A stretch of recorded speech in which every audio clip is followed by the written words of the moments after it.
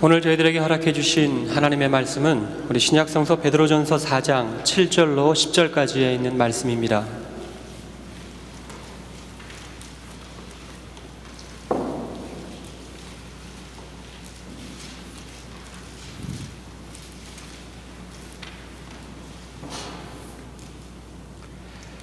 하나님의 말씀입니다.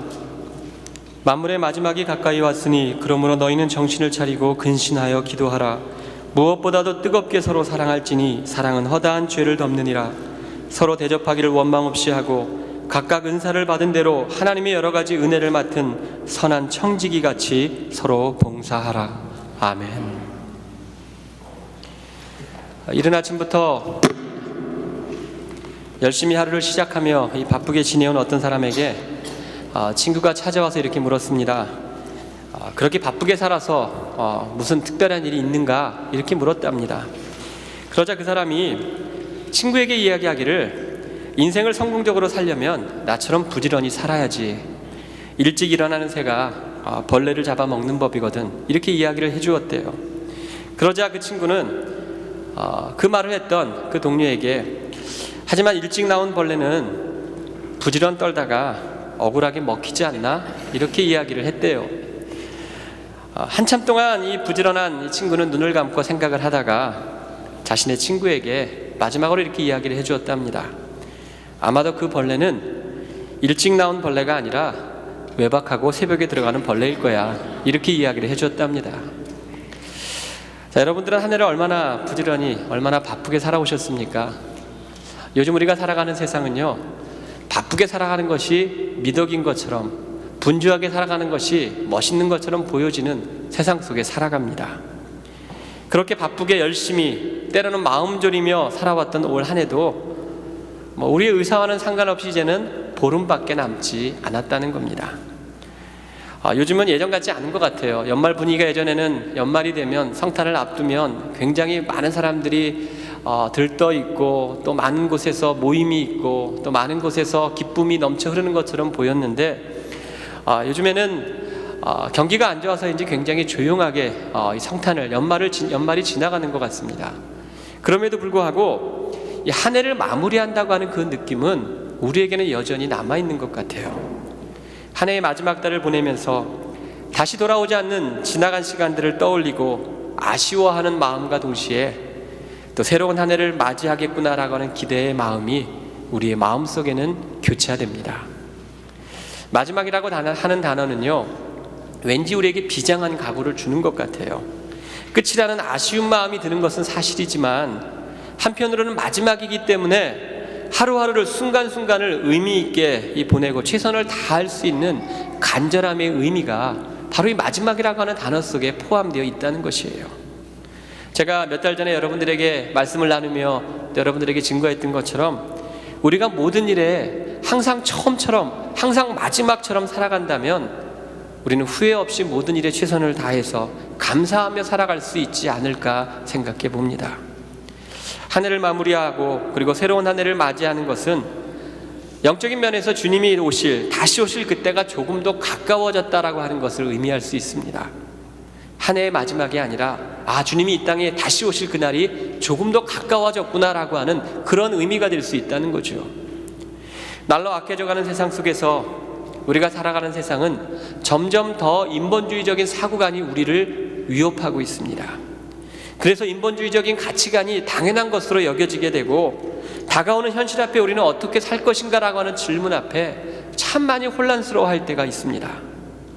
오늘 베드로전서에서는 그러한 삶의 현장 속에 마지막 때를 살아가는 우리의 삶의 현실 속에 우리가 과연 믿음으로 어떻게 살아가야 할 것인가에 대한 분명한 삶의 방향을 제시해주고 있습니다. 어떤 분들은 2000년 전 베드로전서를 접하는 공동체와 우리가 살아가는 삶은 분명히 2000년이라고 하는 시간의 갭이 있기 때문에 다른데 우리랑은 분명히 다른 의미일 거야 라고 생각하는 분도 계실지 모르겠어요. 하지만 2000년 전이나 지금이나 동일하게 마지막 때는 여전히 이어져 오고 있다라고 하는 겁니다. 성경에서 말하는 마지막 때가 무엇입니까? 마지막 때는 예수님이 하나님의 나라와 구원을 가져오신 것이 바로 종말의 사건이라고 보는 것이 마지막 때인데요, 하나님의 구원이 세상에 임해서 이제는 누구든지 예수님을 믿으면 구원을 얻는 그 종말의 시기가 바로 마지막 때이고요. 이 경우 예수님이 처음 오셨던 그 사건과 다시 이 땅에 재림하실 그 사건 사이의 모든 기간을 마지막 때라고 하는 겁니다. 그러니까 예수님이 2000년 전에 오셨잖아요. 오시고 승천하셨잖아요. 그때부터 지금까지, 또 앞으로 주님이 언제 다시 오실지 모르겠지만 다시 오시는 그날까지는 여전히 마지막 때가 계속해서 이어져 간다고 하는 겁니다. 그러니까 마지막 때는 주님이 처음 오셨던 2000년 전부터 다시 오실 그날까지 계속되는 것이고요. 2013년 12월 15일 오늘도 여전히 우리는 2000년 전이나 지금이나 동일하게 마지막 때를 살아가고 있는 것입니다. 특별히 2013년을 2주 정도 남겨둔 이 시기는 어떻게 보면 시간적으로 주님이 다시 오실 그 재림의 시간이 조금 더 가까워져 있는 그런 상태입니다. 주님 오실 그날을 기다리며 사는 우리는 과연 어떻게 이 마지막 때를 준비하며 이 마지막 때를 마무리하며 또 우리가 하루하루 최선을 다해 살아갈 것인가? 오늘 본문을 통해서 우리가 몇 가지로 함께 나누어 보기를 원합니다. 먼저는 이 마지막 때에 우리는 기도해야 한다라고 하는 것입니다.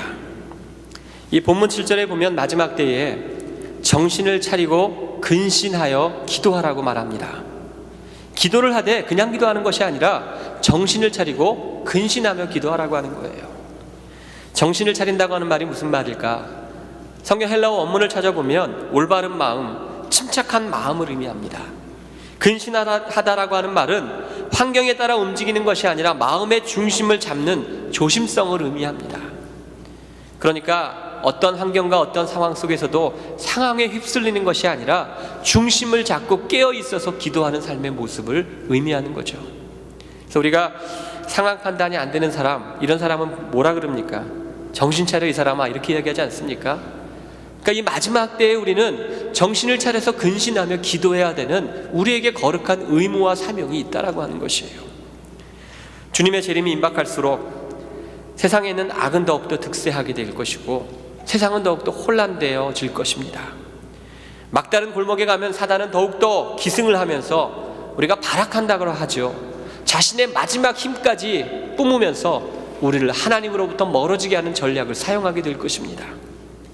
아무리 약한 사람도 더 이상 물러설 것이 없으면 무서워진다라고 하는 것처럼 마지막 때의 사단은 더욱더 세고 더욱더 강하고 더욱더 자극적인 것으로 우리를 죄악 가운데로 몰아가고 있다는 것이에요. 그래서 우리는 때로는 이 정도면 괜찮겠지, 이만하면 낫겠지, 우리는 이렇게 세상과 타협하면서 하루하루를 살아가다가 결국은 조금씩 하나님의 뜻과는 거리가 먼 삶의 모습을 살아가고 만다는 것입니다. 우리들의 지나간 삶이 그러하지는 않았는지 한번 좀 되돌아보기를 원합니다.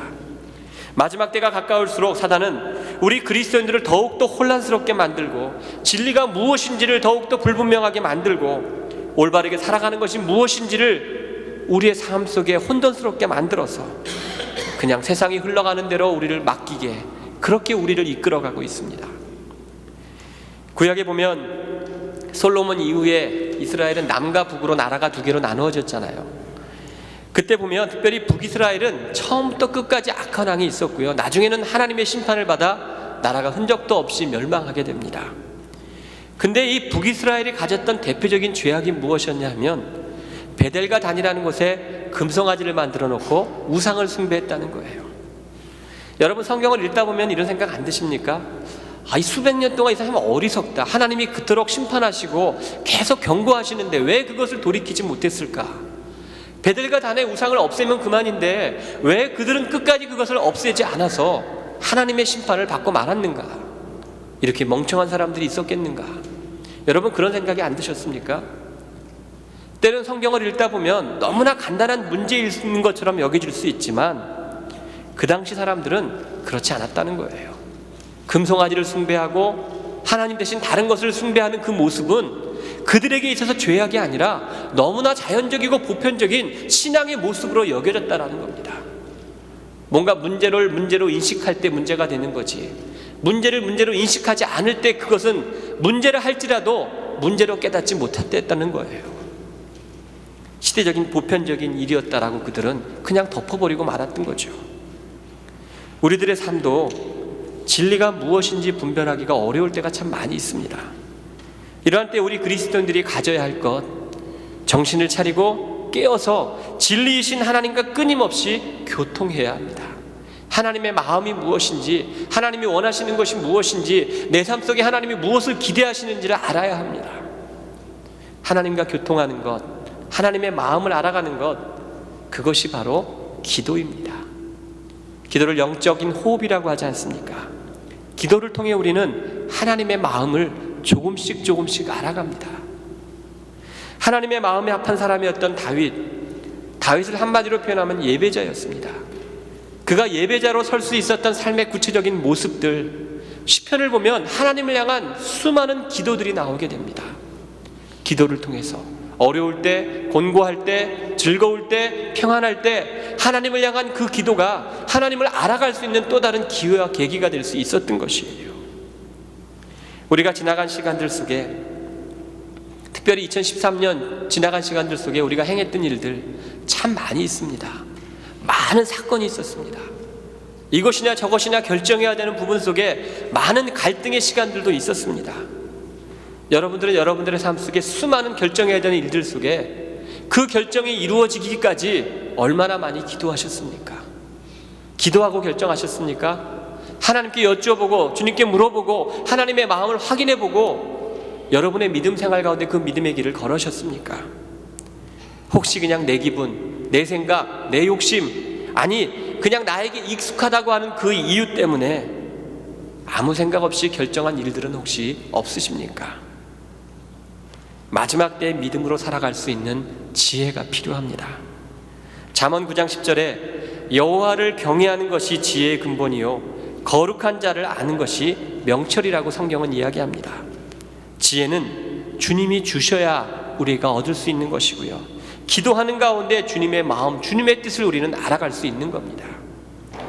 그래서 미국이 낳은 세계적인 신학자, 특별히 맨하탄의 그 어퍼 맨하탄에 있었던 유니온 신학교의 교수로서 많은 사람들에게 지금도 큰 영향력을 끼쳤던 지금은 세상을 떠났지만 이 신학자 라이놀드 리버라고 하는 사람이 이렇게 기도를 했습니다. 하나님이여, 고칠 수 있는 것에 대해서는 그것을 고칠 수 있는 용기를 주옵소서, 고칠 수 없는 것에 대해서는 받아들일 수 있는 냉정함을 주옵소서, 그리고 고칠 수 있는 것과 고칠 수 없는 것을 분별할 수 있는 지혜를 주옵소서. 오늘 우리에게 그런 기도가 필요하지 않을까 생각합니다.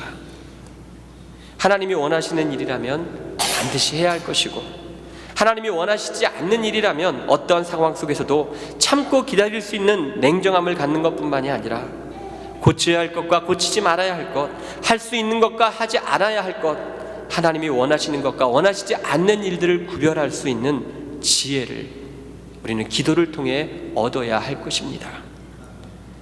기도는 그리스도인의 영적인 호흡입니다.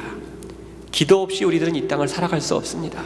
아무리 지혜가 많고 아무리 능력이 많고 내가 아무리 신앙생활을 오래 했다 할지라도 기도 없이는 하나님께로 나아갈 수 없고 하나님의 마음을 알아갈 수 없습니다.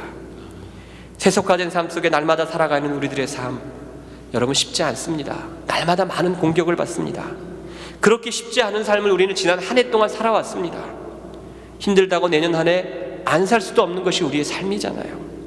그러면 또 한 해를 보내면서 그리고 또 새로운 한 해를 맞이하는 이 시점에 우리가 해야 할 가장 중요한 삶의 모습은 바로 간절히 주님 앞에 나아가 하나님의 뜻을 구하고 하나님의 지혜를 구하는 아름다운 믿음의 기도가 있어야 할 것입니다. 마지막 때를 살아가는 여러분들의 삶 속에 이런 아름다운 능력 있는 기도의 삶이 이어지기를 기원합니다. 두 번째로 이 마지막 때를 살아가면서 우리에게 필요한 것은 서로 사랑해야 한다라고 하는 것입니다. 제가 이제 여러분들에게 서로 사랑하라는 말을 이렇게 설교 시간에 한다면 또 사랑하라는 말을 하는가 보다, 수백 번, 수천 번 너무나 많이 들었는데 또 하는구나, 아마 그렇게 생각하시는 분이 계실 겁니다. 제가 수백 번, 수천 번, 수만 번 여러분에게 말한다 할지라도 여러분들이 사랑하지 않으면 또 해야 되는 것이 저의 의무가 아닐까 싶어요. 사랑하라는 말을 수없이 듣는 것이 무슨 소용이 있겠습니까? 문제는 사랑하라는 말처럼 사랑해야 하는 것이 우리의 삶의 모습이어야 된다는 것이에요. 어떻게 사랑해야 할까? 물론 사랑하고 있지만 그 사랑이 과연 온전한 사랑일까?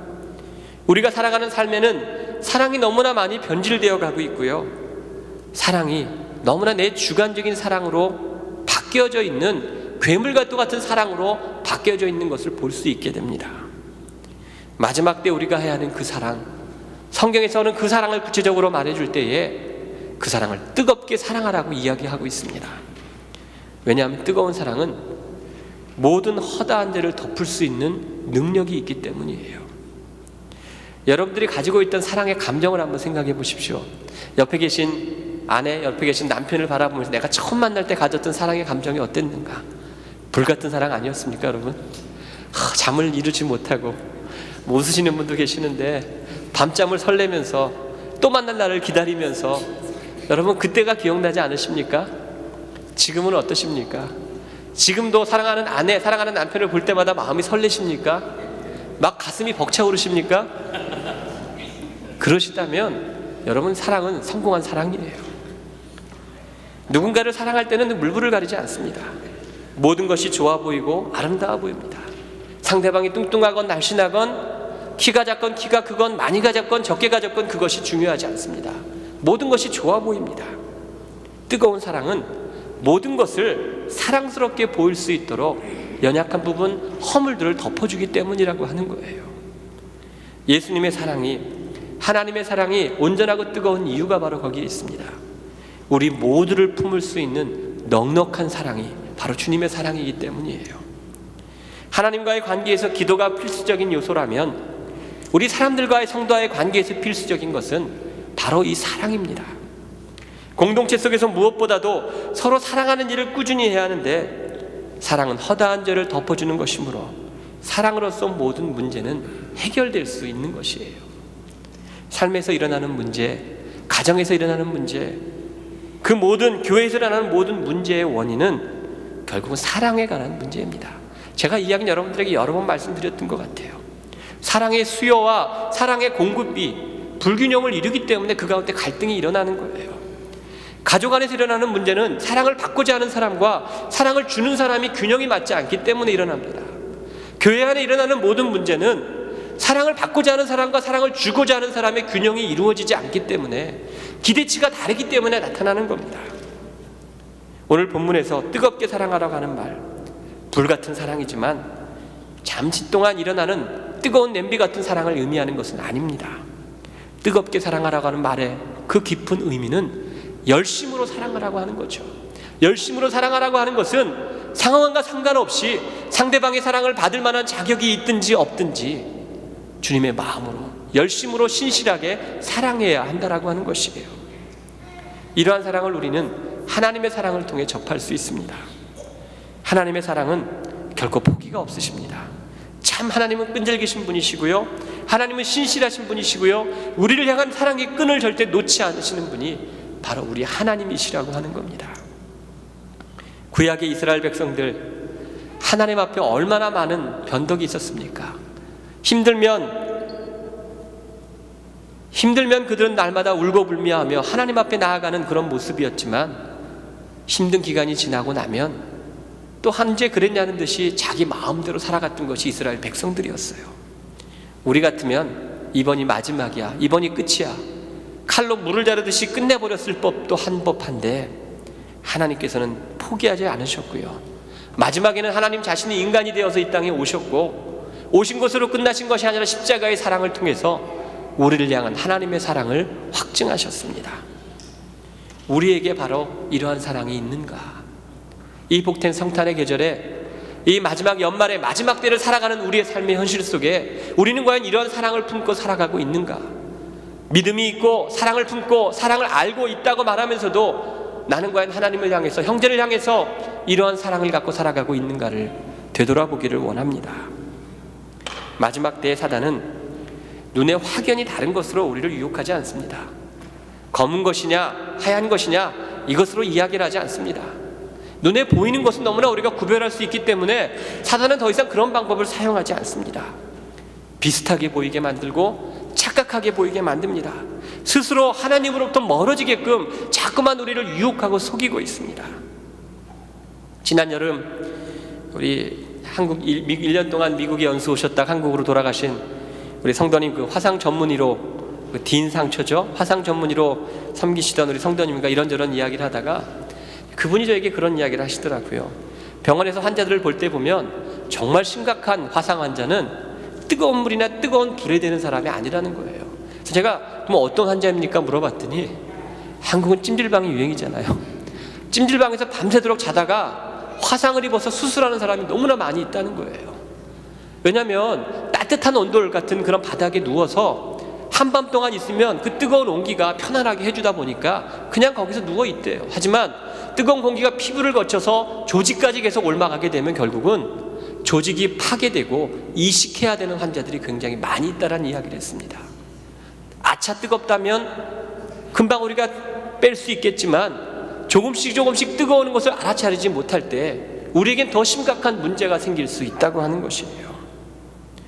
진정한 사랑이 필요한 시대 속에 살아갑니다.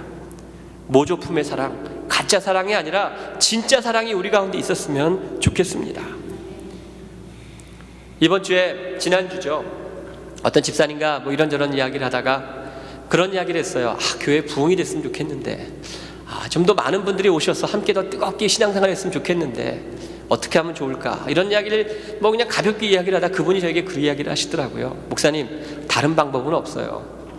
우리 교회 성도들이 서로 뜨겁게 사랑하면서 신앙생활하는 것이 즐겁고 기쁘고 그 가운데 아름다운 감동이 있다면 사람들은 그거를 보고 예수님이 누군가를 알아가게 될 것이고, 그것을 보며 좋은 이웃교회가 하나님이 임재하시고 역사하시는 교회인가를 깨달아서 모이게 될 거라는 이야기예요. 저는 그것이 진리라고 생각합니다. 초대교회에서 나타났던 역사는 그렇게 나타났습니다. 교회의 부흥을 꿈꾸고 교회 성장을 꿈꾸고 하나님의 역사가 우리 교회 가운데 일어나기를 소망한다면 우리에게 가장 필요한 것은 하나님의 사랑이 우리에게 필요하다라는 거예요. 서로 사랑하고 이해하고 격려하고 축복해 준다면 그 사랑을 통해서 우리 교회 가운데 하나님의 놀라운 역사가, 기적이 일어나게 될 것입니다. 마지막, 세 번째로, 마지막 때를 살아가면서 우리가 할 수 있는, 해야 되는 일은 서로 봉사해야 한다는 것이에요. 기도하고 사랑하면 나타나는 열매, 그것이 바로 섬김이고요, 그것이 헌신이고, 그것이 바로 봉사입니다. 오늘 본문 9절에서 10절에도 서로 대접하기를 원망 없이 하고 각각 은사를 받은 대로 하나님의 여러 가지 은혜를 맡은 선한 청지기 같이 서로 봉사하라고 성경은 말합니다. 초대교회에도 봉사와 섬김이 아주 중요한 사역 중에 하나였었습니다. 그 당시에는 예수님의 그 아름다운 섬김과 헌신을 본받아서 나그네나 고아나 과부와 같은 연약한 자들을 돌보는 것이 예수님의 그 받은 사랑에 보답하는 것으로 여겼기 때문에 이 구제 사역이 굉장히 많이 그 당시에 중요하게 여겨졌었습니다. 그러나 그렇게 중요한 일임에도 불구하고 여러분, 사역경전을 한번 보십시오. 문제가 나타났습니까? 안 나타났습니까? 나타났습니다. 문제가 나타나서 헬라파 이 유대인들과 히브리파 유대인들이 과부를 구제하는 가운데 속에 갈등이 일어나게 되었고, 결국 그 일을 해결하기 위해서 7명의 사역자가 새롭게 세워지는 일들이 나타나게 되었잖아요. 오늘 본문에도 베드로 사도가 이 편지를 받는 공동체에게 이러한 이야기를 썼던 이유는 모르긴 몰라도 아마 이 편지를 받는 공동체 가운데도 똑같은 일이, 비슷한 일들이 일어나고 있기 때문에 서로 봉사해야 하고 서로 사랑해야 하고 서로 섬겨야 되는 일들을 강조하고 있는 것이 아닐까 싶습니다. 문제의 해결은 사랑받은 자로서 그 사랑에 온전히 반응하게 될 때 문제는 해결될 수 있는 것입니다. 로마서 13장 8절에 보면 피차 사랑의 빚 외에는 아무에게도 빚도 지지 말라라고 사도 바울은 이야기를 합니다. 어떻게 우리가 이 땅을 살아가면서 그 누구에게도 빚을 지지 않고 살아갈 수 있을까? 불가능한 일이라고 생각합니다. 하지만 성경은 사랑의 빚 외에는 빚을 지지 말라라고 이야기를 하고 있어요. 무슨 의미인가? 그것은 우리가 가진 모든 것, 우리가 누리는 모든 것은 주님께로부터 아무 조건 없이 받은 은혜요, 사랑인데, 그렇기 때문에 우리는 주님께 사랑의 빚진 자요, 은혜의 빚진 자라고 하는 것이에요. 사랑을 받을 자격이, 은혜를 받을 자격이 없는 우리는 사랑의 빚진 자, 은혜의 빚진 자로 한평생 그 빚을 갚는 마음으로 겸손하게 주님을 위해, 성도들을 위해 봉사와 헌신과 섬김의 삶을 살아야 된다라고 하는 이야기입니다. 사랑하면 모든 것이 아깝지 않을 수 있습니다. 희생과 섬김과 봉사가 기쁨이 될 수 있습니다. 그것이 바로 사랑의 힘이고 사랑의 특징입니다. 저는 모르겠어요.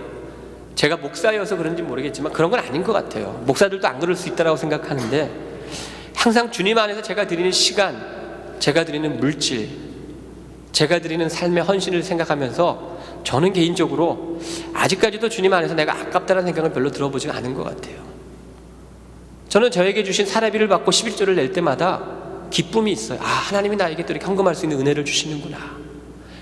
나에게 이렇게 좀 더 많이 할 수 있었으면, 하나님에게 좀 더 많은 것 헌신할 수 있었으면. 저는 어려워도 전혀 그 부분들이 저에게는 짐이 된다고 생각된 적이 없었습니다. 왠지 아십니까? 목사기 때문이 아니에요. 제가 하나님을 사랑하기 때문에, 하나님을 사랑하기 때문에 그 모든 것이 아깝지 않다라고 하는 겁니다. 사랑하면 아깝지 않습니다. 여러분들의 자녀들에게, 남편에게, 아내에게, 연인에게 무엇인가를 나눌 때 아깝다라고 생각된다면 여러분, 그 사랑은 아주 치명적인 문제가 있다라고 저는 믿습니다. 여러분, 그렇지 않습니까? 사랑한다고 말하면서도 상대방에게 뭔가를 베풀 때 너무 아까워서 되도록이면 많이 주려고 하는 것이 아니라 어떻게 하면 조금 주려고 한다라고 생각된다면 가짜예요, 그 사랑은. 지난주 저희 딸아이 때문에 무슨 체크업을 받기 위해서 먼 운전을 했습니다. 제가 오며 가며 거의 5시간 이상을 운전한 것 같아요. 이 닥터가 퇴근할까봐 정말 운전도 막 날아가면서 1분 1초가 너무 귀해가지고 열심히 운전을 했는데, 닥터를 본 시간은 한 5분 될까? 10분 될까? 허무하더라고요. 잠깐 보고 또다시 이제 와야 된다고 생각하는데, 허무하다는 생각이 잠깐 들었지만 마음속엔 그래도 아깝다는 생각이 전혀 안 들더라고요. 다른 때 같았으면 내가 이것 때문에 5시간을 운전해야 되니까, 내가 이것 때문에 내가 이렇게 먼 거리를 와야 되는가 불평할 수도 있었겠지만, 사랑하는 딸을 위해서 내가 했다라고 생각을 하니까 저의 섬김이, 저의 봉사가, 저의 헌신이 하나도 아깝지 않더라고요. 마지막 때에 우리가 가져야 되는 마음이 아닐까 싶습니다. 얼마나 소중한 것을 나누냐에 따라 사랑의 질은 달라질 수 있습니다. 우리에게 소중한 것이 무엇입니까? 돈입니까? 시간입니까? 아니죠. 정말 소중한 것은 우리의 목숨이죠. 생명이죠. 생명을 다 줄 수 있다면 그 사랑은 참된 사랑일 것 같아요. 예수님이 우리에게 그 자신의 생명을 허락하셨어요. 주님의 생명을 담보로 우리를 구원해 주셨어요. 그것이 바로 예수님의 사랑이요, 하나님의 사랑이라고 하는 거예요. 베드로는 예수님을 부인하고 시험 어려운 가운데 빠져 있었음에도 불구하고 기꺼이 우리에게 모든 것을 주셨던 예수님의 사랑을 알았기 때문에 그는 회복될 수 있었습니다. 인생이 달라질 수 있었습니다. 뜨겁게 사랑하면 그 사랑의 열기가 그 사랑의 대상을 위해 아름다운 봉사와 섬김의 열매로 드러날 수 있다는 것이에요. 힘이 들어도 힘이 들게 느껴지지 않습니다. 피곤해도 피곤함이 느껴지지 않습니다. 왠지 아십니까? 사랑하기 때문입니다. 나를 생각하고 나를 배려하면 무척 피곤할 수 있지만, 상대방, 사랑하는 대상을 생각한다면 내가 섬기는 것, 내가 봉사하는 그 모든 것이 기쁨이 될 수 있습니다. 여러분, 누군가에게 무언가를 받는다는 기쁨은 굉장히 좋아요. 작은 것 하나를 받아도 사실 기분이 좋을 수 있습니다. 하지만 정말 참된 기쁨과 행복은 나눌 때 그 기쁨은 훨씬 더 크다라고 저는 믿습니다. 내가 무엇인가를 정성껏 준비해서 섬기고 봉사하고 나눌 때에 그것을 받는 사람이 누리는 그 기쁨을 생각한다면 내가 받을 때보다 훨씬 그 기쁨이 누려질 수 있다는 것이에요. 마지막 때 우리가 살아가야 하는 삶의 모습이 바로 그러한 모습이 되어야 할 것입니다. 여러분의 섬김과 헌신이 누군가에게 격려와 힘이 될 수 있습니다. 지치고 상한 자들, 삶의 절망 속에, 답답함 속에 어찌할까 한숨 짓는 사람들에게 여러분들의 헌신과 섬김이 그를 세워줄 수 있는 또 다른 힘과 능력이 될 수 있다라고 하는 겁니다. 가진 것 없지만, 나눌 것 없지만 주님이 주신 마음이 있기 때문에 그 마음을 사랑으로 표현하고 격려하고 기도한다라면 작은 우리들의 삶이라 할지라도 한 사람의 생명, 한 사람의 삶을 세울 수 있는 하나님의 기적이 나타나게 될 것입니다.